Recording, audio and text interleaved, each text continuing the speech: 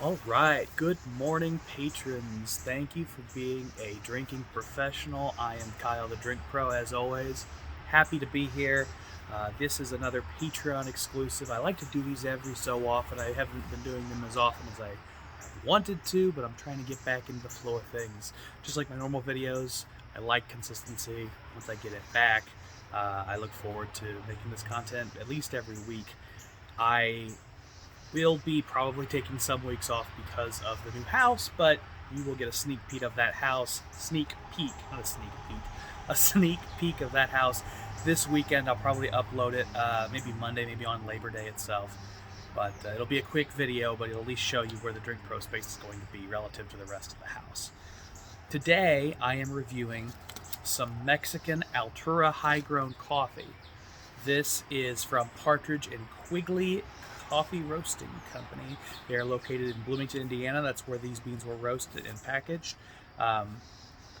They came in this little paper container, which is recyclable, which I always like. I like to be able to recycle my coffee bags. But Altura essentially means heights. So this is kind of redundant to call it Mexican high-grown Altura, because it's in the heights. It grows in the mountains of southern Mexico, where there is volcanic what do you call it? It's basically the soil has a lot of that minerality from the volcanic ash that's relatively recent. So there's going to be some really high quality soil to grow these beans. I expect these beans to be kind of nutty compared to other coffee. That's sort of what I typically expect from southern Mexican beans, but you never know based on the roasting and based on a lot of other factors, climate, temperature, even the specific farm and their processes.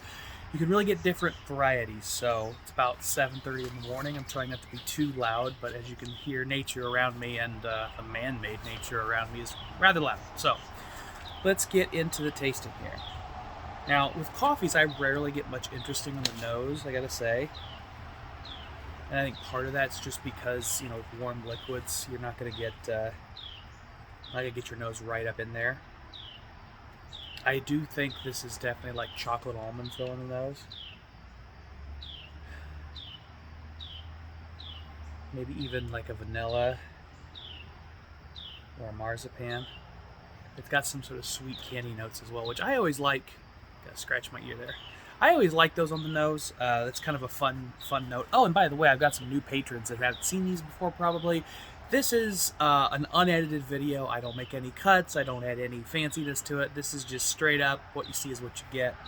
I think that's kind of a fun thing to do, and it makes my life easier making videos for my patrons. So you're going to see me with all my flaws, and there are many. Let's go ahead and taste this.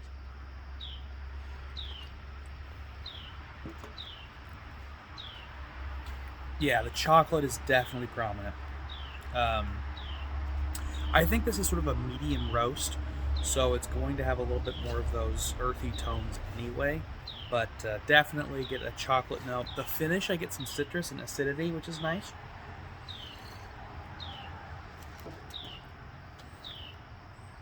Yeah, chocolates, walnut on the palate. You spend a little time with it, it gets earthier, maybe some sort of woodiness, maybe just soil, maybe cedar.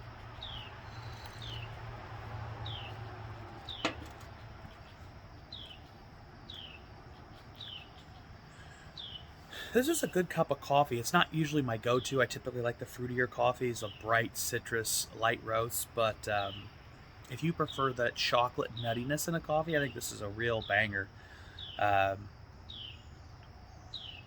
Yeah, and on the finish there, I get some citrus. By the way, I'm relying on this wonderful coffee wheel, much like a bourbon wheel or a whiskey wheel. It's got tons of flavor notes.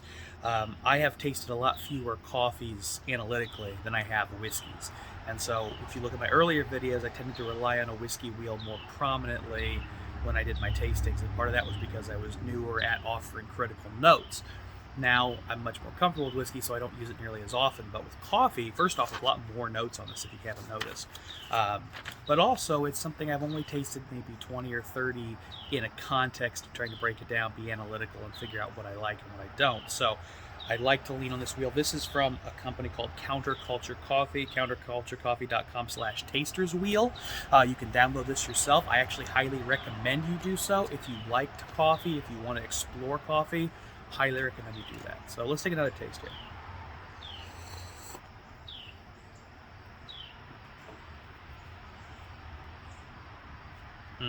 Didn't get much on that one. Hold on.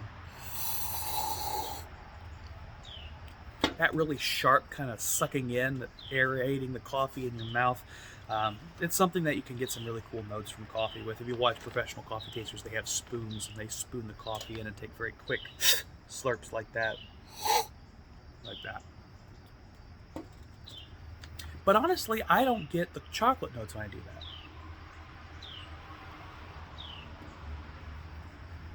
That becomes a lot more citrusy. I get almost like a acidic. It's not citrusy, it's acidic. So I get almost like a tomatoey note, or like a green pepper, that herbal, vegetal, citrusy vibe when I do the quick slurp. But with a regular sip, it's a lot more nutty and chocolatey. I do still have some of that vegetal earthiness, but it's much more subtle.